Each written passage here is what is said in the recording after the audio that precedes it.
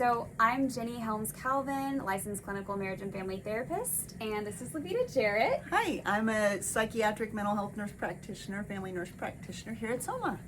And we've both done training and are really excited and educated about ketamine, Spravato, intensive outpatient programs, alternative treatments to help people when traditional methods of therapy just aren't doing what they need to do, or they're just feeling stuck, not making it through things or moving in ways that really complement each other.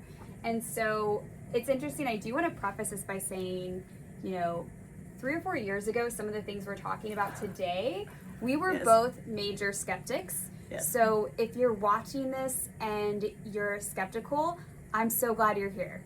This is great. Please ask questions. Please challenge. I think when there are new innovations in the field, it's important for us to also still be open to where we need to be cautious. Yes. And where we need to make sure we're doing things well. So we want to honor that and just also share that 3 or 4 years ago, I would have thought it was crazy town that we're talking about this. So I'm really grateful to be here and thankful for you too, because we both kind of have different lenses from the clinical therapist, and you have therapist as well because you've done some cool training. But you have the psychiatric nurse practitioner and medication lens that I don't have. So I'm really grateful for your perspective. Well, and I'm grateful that we're able to collaborate like this. This is something that, you and I've worked on over the years. And again, you're exactly right. We both were like, no, this is crazy town. We're not doing this. This is so out of anything that seems acceptable. And then the more we got into the studies, the more we looked at the research that's out there, the more we learned, the more we were like, well, maybe. And so I feel like we came into this with a very cautious skepticism that yet led to, hey, this can really help people when they're in this position, and really it can be life-changing. Truly. Well, and with that being said, what would you say, for clinicians, doctors, therapists watching this, what kind of clients would benefit the most from ketamine and Spravato treatment, and how do they know if their client is a good fit? I think that the best word for all of that is resourced. And people say, well, what does resourced mean? That's just kind of this umbrella term maybe. But, the patient has to be willing to open those doors. There's a lot that's going to come out here. Do they have the therapy support? Do they have a really good trauma-informed therapist that they can then take these experiences back to and say, this is what I'm feeling, I can't pinpoint it, what am I going to do with it now? So you have to have that resource person. Perhaps that person needs an antidepressant or an anti-anxiety med or something to help get them through some of that stuff. So by resource, I just mean they need a support system. And that's a professional support system and a personal support system, because when you go through these experiences, Jenny, you've seen it as much as I have, it can be really rough on the other side, and we don't have any way to kind of map that, and the growth and healing that can happen can be nothing short of miraculous. Absolutely. And I would share I think it's important to note that, we as a practice, and what I would encourage other practices to do if they engage in these practices, is to ensure that the client has a therapist. We work with therapists. We're not just here to take people in, dose them, and put them out in the community. I think the clarity on that, and even for doctors to understand that too, that yes, this is a medicine, and we believe in the research and the importance of what they call integration, which that's a part of this work that, that's a word at the moment that you may not understand, but it is a crucial part of how this goes well, is that people aren't just going and dosing and going back into their world and not integrating or doing the work to really get the benefits from this unless they are doing integration work and working with a therapist. So part of our requirements, it's not based on the FDA or Spravato requirements, but we require that folks work with a therapist, and we would highly recommend that anybody engaging in this process does. So the therapist or someone doing integration is part of what would need to be in place for them to start this. And that being said, I think if I were to give like a general overview, and you correct me if I'm wrong, of like clients that would really benefit from this, it would be the folks that they have been in therapy and you're not seeing progress. It's like, it's a year later and we're still the same narratives, complex PTSD, right? Which can keep us really stuck. And, for a lot of people, it's just the ways that we can't even see our own stuff. So when you come to therapy, you're like talking, but you're creating the same story and you're not able to see where that might be part of your stuff or your complex PTSD coming up, that sort of thing. Treatment-resistant depression, which is just fancy language for they've tried antidepressants and they're not working, or they don't work well enough. They're not finding a lot of relief out of that. And then suicidality, too. Yes. People don't realize that ketamine and Spravato can be life-saving. Yes, literally. Literally life-saving. So I think, and especially in our community, we don't have great resources. I mean, I'm not downing the resources we have. We just don't have a lot. And I've heard about clients' experiences waiting in a waiting room while they're feeling suicidal, and like all these things where this is an option and a resource for people to work on their suicidal ideation and actually create some healing, not just come to a hospital, get some medication, and then have that revolving door of hospitalization. Well, and there's been a lot of studies, that's one thing I found when we were looking at this, is there's a lot of studies out there to support using ketamine in those acute suicidal ideation times, those acute times when someone is just really struggling right now. And while at Soma, we're not an emergency center, but we can then support that patient once they come out, once they've stabilized. If they have to go to the hospital to keep themselves safe, then they can come here. We can do this kind of ketamine therapy and really help the sickest of the sick to get better. It's been, again, nothing short of life-changing. We have patients that couldn't get dressed, couldn't hold a job, those kinds of things. And with Spravato, 18, 24 months later, we have one that's a manager of a veterinary's office right now, and they couldn't get out of bed. So there's really things that can happen. And again, like you said, if they have the right support system, if they have the medical doctor who's got the blood pressure and things under control, if they've got the therapist who is able to integrate and take those emotions and help them process it, as a team, as a medical team and a clinical team, we can really surround the patient and help them feel a whole lot better.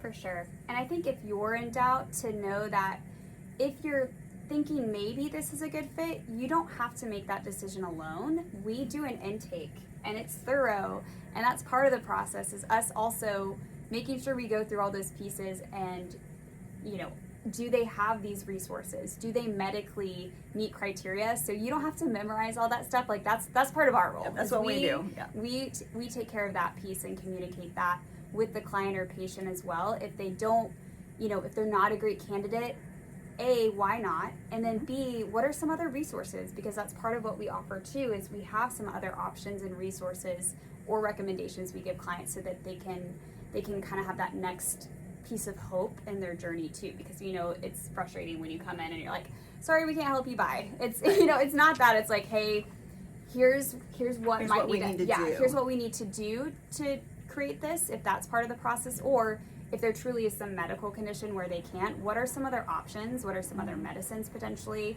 or the support of our intensive outpatient program? So that's something as well to kind of, I'm just going to cue that in real quick about especially for folks that have been in crisis recently, if they've gone to calm care recently, if they've gone to the hospital, that is the program for them to really create the long-term support, both relationally and from like the therapeutic, like what their brain can kind of intake and really chunk out over time.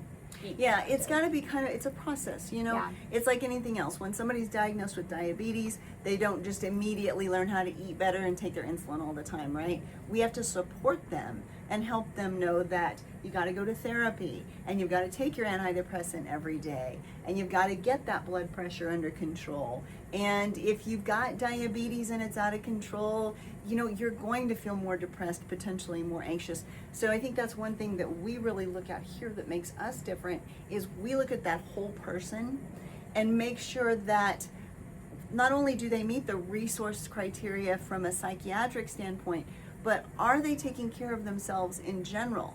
if they're food insecure, if they're housing insecure, all of that can really feed into that. So it may be, and that's why we do such an intense intake process, it may be that they've got these other insecurities that are making the depression, those kinds of things, so much worse. And if we manage those, then maybe they don't need the ketamine. Maybe there's other things they can do. But we do take a global look at that. Yeah. And I think that's what helps the most. It does. It does. And I love your metaphor, because I think about how somebody in my family recently had knee surgery, and how much PT had to happen after that. And then people have these acute mental health emergencies, and then we expect them to go out in the community without all that intensive care. And it's like, this is part of that process of like physical therapy, right? And it's just in a mental health sense. And I think sometimes that metaphor helps people connect the dots. And the reason we haven't done it in the past is we didn't have those resources. Right. Historically there was like a brief periods of IOPs, but none of them were long term. The ketamine treatments, like those are just things that just didn't exist in our community. So it's almost as if we had a community where people would get knee surgery, but there was no physical therapy for it. From an emotional standpoint, yeah, exactly, 100%. So that's what we're trying to bring. That's what we're trying to educate people about, because if you don't understand what that means, totally makes sense. This is not a community that has had that. No. And so even the word IOP, a lot of people are like, I don't know what that means. Totally makes sense. So a question that we've heard, and we want to make sure we answer for clinicians, for clients, things like that. How is safety and monitoring handled to ensure that people are safe, before, after treatment? Like, how do we create safety? Yeah, so the important thing to know is ketamine is actually even used in infants for anesthesia, because it does not affect the respiratory system like some of the other anesthetics or anesthesia meds do. And so we don't have to worry about respirations or breathing problems quite so much. When a patient comes in for an intake, we do a complete set of vital signs. I take a complete medical history as well as psychiatric history, as well as a complete list of their medical meds as well as mental health meds. So that then clues us into, they have diabetes, they didn't mention it. They have had a open heart surgery and they didn't mention it, because we're asking those questions to begin with. So in the pre-process, we're doing that screening, right? And then when they come for treatment, we take an initial blood pressure, we just kind of an initial light assessment to make sure they're still doing okay. Have they eaten? Did they not eat? Because they're not supposed to eat for a few hours ahead of time, right? Have they taken their medicines? Did they take a medication they shouldn't have taken before a treatment? So there's, again, another whole screening session that happens before they're even treated whatsoever. Then during the Spravato process, blood pressures are checked once every 40 to 45 minutes. So there's 3 different blood pressures and oxygen levels and pulses that are checked as well. And again, from a provider standpoint, we're here. There is a provider in the building if there is somebody getting a treatment. So it's not like you're sitting in a chair getting an injection or doing this and nobody's around to watch you. We are here with you.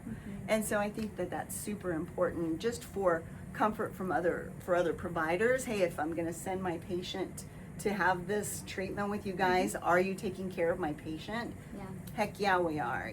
And from a patient perspective, gosh, this sounds scary. Ketamine has all these stigmas, and I've heard all this horrible stuff. We're going to be there with you, and in that intake process, we're going to educate you all about those risks and benefits. Yeah. So there's a lot of forework that happens. Absolutely. And we give them guidance on what to do before and after, and ways of just creating the best physical and emotional space for things. We call it set and setting. So we're very intentional in that process, and that's really important.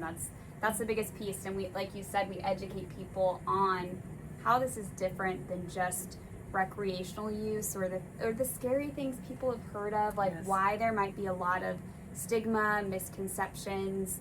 And that could be its own video, for sure. That could be. But I think, big picture, I think a lot of people think ketamine has been shared with us in media as something that it really isn't. And so once you actually dive into the science and learn more about it, it yeah, it almost opens this door of like, how many other things have we kind of been misled about? But not to go down that rabbit hole, just to speak for ketamine itself. Yeah. You know, again, the safety profile, they use this on babies.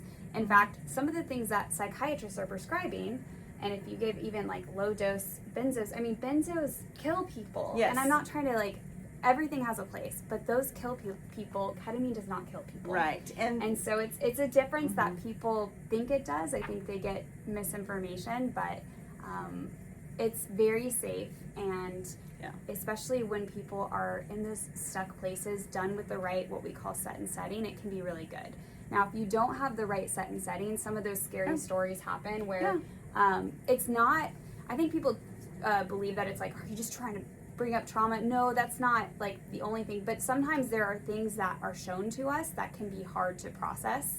But with the medicine, it's done in a softer way typically, and with the right support and therapy sessions afterwards to integrate, it can be really powerful. So it's not, some people actually are like, oh, that was a bad ketamine journey, and I'm like, actually it can be some of the most profound and changing and life altering sessions for somebody to have some hard stuff come up. It just takes the right support to do that in a safe way and the right environment for that. So I think sometimes just a little education around that for clients too, and for them to know they have that is great. And like you said, we have support in our building and our spaces. We create the before and after support, and we have different options for clients too, as far as like how much in-person support at the moment versus not, and we try to make it as accessible as possible given where the client's at, you know, financially and with their needs. What time they have, you know, And, you know, I think the other thing that's really important to say is when you have a supported ketamine experience, you know, you can misuse any kind of drug, right? You can misuse Tylenol, you can misuse benzodiazepines, you can misuse caffeine, you can misuse sugar. Never done that. Right. But when the setting is appropriate, when you have the resources surrounding you, you know, you don't necessarily come out of these sessions remembering an exact trauma experience.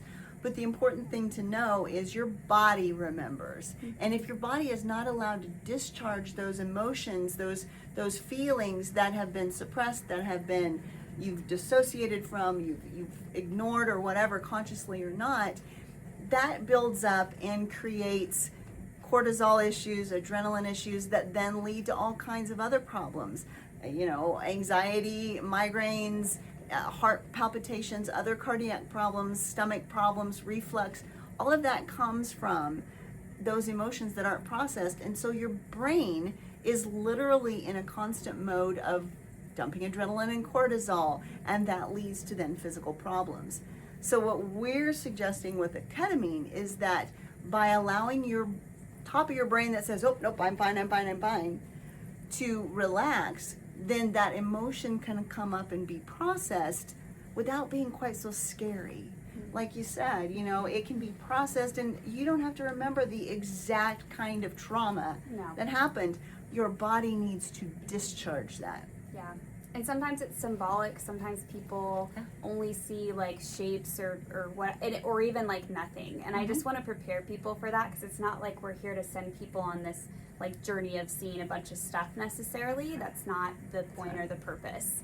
And there's a lot that people can get after the session. So the confusion of, you know, sometimes you have a session, you're like, I don't know that anything happened, and then stuff starts to come into that awareness and into the integration process afterwards. So to prepare clients, that's not the point. If it does, that can be like part of the experience, and sometimes not having that is part of the experience. And so just kind of really helping people understand all those pieces better, that to not come in with those expectations and more of what we call intention.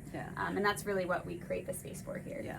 And you know, and I do want to mention, because a lot of providers are going to want to know, well, how do you dose this, and how do you know what dose is appropriate, and those kinds of things, because, you know, there is the fact that ketamine is used for anesthesia purposes. We don't dose in such a high dose that person is under the influence of an anesthetic, so to speak. we dose, it's 1 milligram per kilogram, 2 milligrams per kilogram max body weight dosages, and we titrate up from there. So we start at these very low doses just to see how the person's going to process that, right? And as they then are more resourced, as these slow doses, these low doses of medication are built up, we then are able to help them process more and more and more. Some people need higher doses, some people don't. Some people do great at the very, very minimum doses, like a 0.25 milligram per kilogram. Some people need this higher doses, and throughout treatment, because we do have so much follow-up, both with the therapist, with the providers, because of that follow-up, we're able to say, oh, okay, well, the next dose, let's try a lower dose. Or the next dose, let's bump up. So it's very tailored to the individual person and what they're capable of and what they need. Right. And I think that's an important part of the process, is knowing that they can kind of communicate about what they feel they need to. Not like, I mean, obviously within the medical range, so you're speaking of the medical range, but also from their perspective, they can tell us, no, I want to go lower, or I want to go higher. Absolutely. To, you know, see those different experiences and see what they and their therapist together kind of think is working. And like you said, it's funny how sometimes the lower doses are more impactful for people. So it's one of those funny medicines where people, it's not like, hey, I'm going to go high dose and it's going to give me more like other medications. This is a medicine where it really is, you know, based on the person and where they're at in their process too, of being able to get into stuff. Because sometimes, if, you know, for IFS language, for a lot of us, I guess, let me try to make this general. We have protector parts, that's what they call them in IFS, where there are parts of us that, for good reason, throughout our lives and our brains day to day, they are kind of trying to protect us from experiencing all the emotions that we would normally feel, or connect certain dots or see certain things about ourselves, because it truly would just be too much to feel it all the time, right? And so what this does is it softens, and I like the word soften because it's not like ripping them away. Like those part of the medicine, it's like asking permission and being resourced enough for these parts to soften, to dig into some of those layers. And so if you have less protectors in the way, less medicine, you're solid. But, and no judgment. I mean, we're all in different places, and sometimes that's part of the journey, is like, man, I have so many protectors, right? And that's part of the healing itself, is really learning that and getting curious and, you know, softening them in a loving way, not in a like, we have to rip these parts of ourselves away, because again, they're trying to serve a purpose. So anyway, that's a little bit of the therapist speak, kind of going into that. But I want to circle and integrate intensive outpatient programs and kind of speak to that. So we offer an intensive outpatient program. It's 3 days a week, 3 hours, and it's from 3:30 to 6:30. So we're trying to really meet people where they're at in their schedules. You know that for some people they wish it was completely at night, but that would be really tricky to get providers, and also like 9:30, 10 p.m. therapy is maybe not so great for people's brains. So we were trying to do the best of both worlds. If people need a medical note or an FMLA that we can coordinate on, we will do that. So I think to also let people know that, you know, if your job or your school can let you out for that hour and a half 3 times a week, that can be life-saving. Like, I think it's worth that. And to understand that this is in conjunction with therapy. So if you're a therapist or a doctor, we work with you. It's not, you know, they don't have to see a therapist with us. That's completely on them. The review sessions have to be with us. So review is just treatment planning for the IOP specifically, but the therapy itself can go through y'all. So I do want to clarify that. So we like to work with different providers in our community. We do have to do a medical intake with our medical people, just because you guys have the training and knowledge and all that good stuff. But outside of that, we really work collaboratively as a team, like you said, because it takes a village, and that's part of what we aim to do, is to work with the community, create that village for people. And I think our IOP group really has that full integration, you know, because we do have the therapist there for the group. They then communicate with the medical providers here, and then anything we might see, we then have the ability, because we've done this intake, to then send them back to their psychiatrist, send them back to their nurse practitioner or their primary care physician to say, hey, this came up, this is what we're seeing. And so it really provides, again, like we've talked about, that wraparound service that can support these people as they're processing through this trauma that, you know, an hour and a half out of work sometimes might seem like a lot, but heaven forbid somebody end up in an inpatient experience in a hospital, that's potentially a week, days. So when your quality of life, yes. Yeah, it's so important. So I think that's the difference in our IOP setting, our IOP groups here, is, you know, we have that wraparound and that ability to support the patient, the client, in such a different fashion than what, you know, I've seen is available here. So absolutely. And I mean, tying it into like the ketamine experience, if there are clients, like you said, that it is important to have that resourcing of people and support, and some of us, we don't have that with our families. We don't have that in our community yet, or maybe part of our mental health symptoms has been part of that process. IOP creates community. Yes. It creates group. It takes us back to, I know it sounds woo-woo, but our root levels of having support and group and community. Yes. And so that is one of the beautiful pieces of IOP, is that it is done in that group setting with other people, where people, it's a beautiful process to watch what we call group wisdom, where people get to be seen and share things, and they also get to learn from others, and they get to like receive love, and they get to give it in a safe environment and have a therapist there, you know, facilitating the whole process, or they get to have conflict in a safe environment too. Yes. Sometimes that's the most powerful groups, is when something like gets and it's like, let's talk about how we do conflict. Let's talk about repair. So if people really struggle with those things, and that's this is all of what we heal and what we kind of come together with in IOP, and can synergistically work really well for folks doing Spravato or ketamine that don't have those supports and need that additional support. And for folks, I mean, we have a ketamine element of our IOP. It's optional though, because we do know for some folks, you know, we're not here to, it's for when people are ready. We're not here to push it. We just want to educate and let people know this is a really beautiful option, and how we've seen folks really heal and have like exponential growth and healing in our IOP when they've engaged in that process. Yes. So it also creates access for some people that would never have access to ketamine, because if you do, so ketamine and Spravato, some few financial pieces, we're trying to make it as accessible as possible, so we do have some options that people can afford, but it's still typically, well, it is out of pocket for ketamine therapy versus Spravato. For a lot of folks, their insurance will cover it. And so those are some pieces for people to consider. And if people do ketamine in the IOP program, the IOP program insurance will cover it. So it's something we offer. We could charge extra, but we don't. No, because that's not our ploy. And I think that's an important distinction too, because I do know that there are some people seeing this as a financial piece. And as a business person, I'm not here to hate on that. I just want to provide clarity that that is not the role that it is in our clinic. We have other, you know, like ways of being financially sustainable and all that good stuff, thankfully. But yeah, it's not something we charge extra for in our IOP program. So it is a really cool opportunity, bringing those two pieces together. And I also want to speak personally. I've been a person who's gone through hospitalization and IOP programs myself. And I will say that, like, the longer that it took for me to heal and have recovery, because I didn't do the intensive stuff, the more that I was living a life that was just like I don't even know the words to describe it, but I felt like I wasn't really living, like I wasn't really me. And so IOP and Spravato and ketamine, I feel like it gives people themselves back and like quicker.